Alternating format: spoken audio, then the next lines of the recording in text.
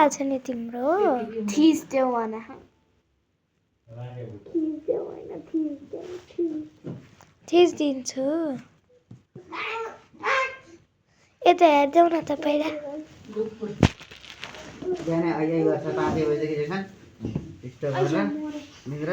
नानी नभए चिन्दिन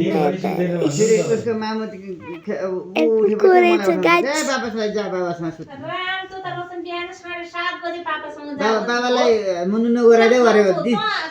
जेठान अनि जाम जाम दिन्छ अनि मुखमा नुनु गराइदिएको उत्तापट्टि फर्केर सुत्नु अझ हुन्छ तँलाई थाहा छैन टोपी पनि लगाएको छ त्यो सिरा पनि यसरी बुझेर यतापट्टि फर्किनुहुन्छ यो उठेको थाहा पाएपछि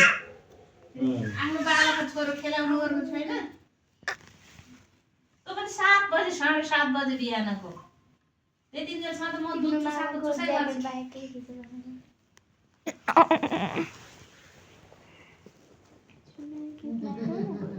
आधा फलो कहाँबाट